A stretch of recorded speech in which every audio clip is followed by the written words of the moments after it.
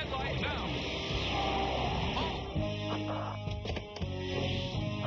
The evil pizzas were no match for a simple stoplight. Hello, I'm GrandGoten. Welcome to my first video where the main topic is licensed video games. From your Dragon Balls to your Star Wars, even your, I don't know, Coronation Streets?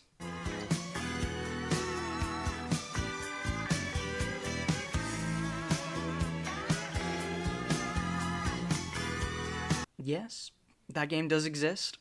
Today's topic is Power Rangers. You know Power Rangers at this point, the Frankenstein's monster from Saban Entertainment, taking the fighting footage of the long-running Japanese franchise Super Sentai and splicing in their own original footage to create an entirely new product and narrative.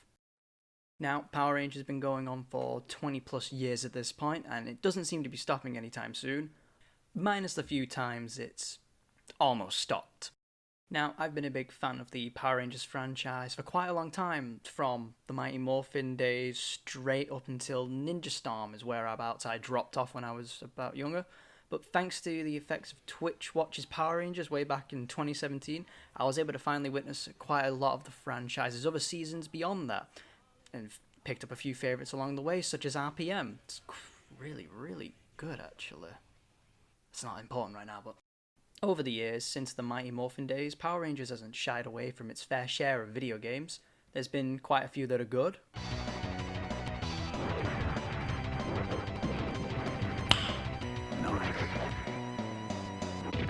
And some that are really not so good. 3, 2, 1, go! At all. Connor, I'm glad that you made it back in one piece. Let's get Tyrannosaur powered up right away so we can begin rescuing Kira, Ethan, and the Biozords. Wait a minute! Who are you? But today we'll be looking at Power Rangers Battle for the Grid, a game that upon announcement, I was quite hyped for. I was quite excited for. It looked really cool. Only to admittedly get it on sale as soon as Season 3 was announced. Loser! You're a loser! But regardless, Battle for the Grid was developed by Enway, known for their other forte into the Power Rangers franchise with Legacy Wars. Legacy Wars is a game I put a bit of time into before even wanting to do this video. It's a PvP focused gacha game, allowing yourself to test your luck on getting characters from a variety of Power Rangers series and the current Boom comics. It's quite fun, and I think I might cover it in a different video if this seems to be positively received. Power Rangers Battle for the Grid takes the Boom Comics big event, Shattered Grid as its basis, and excuse to see Rangers from many series and its own creations beat each other up. Many series get their representations, such as Mystic Force, Lost Galaxy, Time Force, Mighty Morphin, and Mighty Morphin. Now, I can understand why the original series is used as by far the most popular and marketable, even with the comics now, and the original concepts they bring, but it still could have done with a tad toning down. Maybe something from Dino Thunder. Even then, we probably would get another version of Tommy at that point. Now, while we do get two versions of Tommy, because it's Tommy Oliver, how could you not? Each character does feel unique, and you're able to get a good grasping of what they're capable of quite easily, which leads me into Battle of the Grid itself compared to other fighting games. It's quite simple. There's no need for quarter circle motions like in Street Fighter, or any of the down, left, low kick like Mortal Kombat.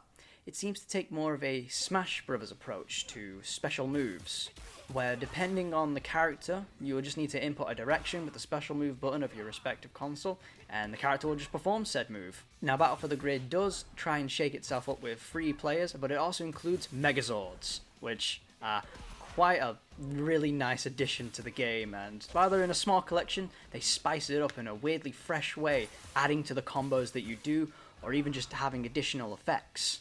The game is on an easy to learn, hard to master, I'd like to say, approach to its combo system. Combos I've done are quite basic, whereas some I've seen online have been insane. Some I don't feel like I could even attempt to imagine with my scrub set of skills. While I need to emphasize this, I'm not an expert on fighting games. In fact, I kinda suck. A lot. I do love them, but you will not catch me using the lingo, sadly. You could tell me what a 2M or a 2H is, and I might be able to tell you, but whilst playing, I'm not going to be thinking about any of that. My mind just goes completely blank.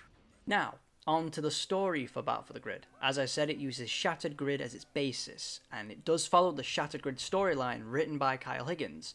He did write the comic variant, and also wrote what I would probably call the abridged version for this game. While it does follow the plot beat to beat, it does not feel as intensive, and the comic version I would highly recommend over it for experiencing the story.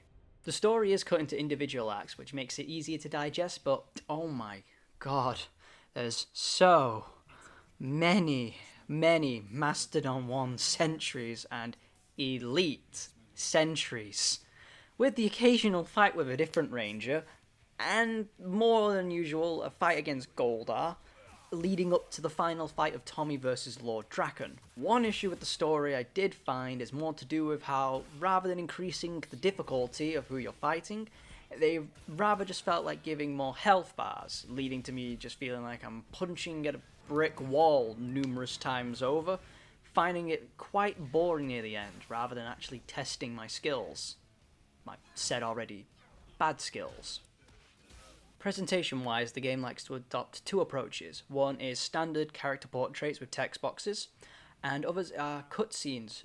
I believe the art done by James Pasquale and Jay Lowe. If I did miss anyone out, please inform me. The cutscenes themselves look great. Each ranger suit looks fantastic. Everybody pops. I love Jason David Frank as Tommy. He does a fantastic job. But he normally comes in super quiet to everyone else, whilst most come in clearly, which could be just an issue with my TV, but I found that to be something quite glaring and noticeable. Regarding the other cast members, Zordon and Rita sound amazing. Jason David Frank already stayed, does perfect as Tommy and as Lord Draken. At points in the fights in story mode, the actual story likes to try and interrupt.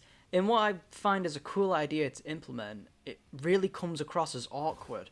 A few times I feel like my controller was broken, or the game itself was about to crash as everything would stop, and then the story would begin. It's a great idea, but it feels like it should have just been implemented a little bit better. Now, with story out of the way, we can get to the real meat of the game.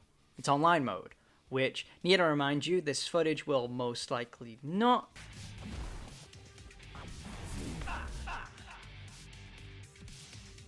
be flattering in any way for myself.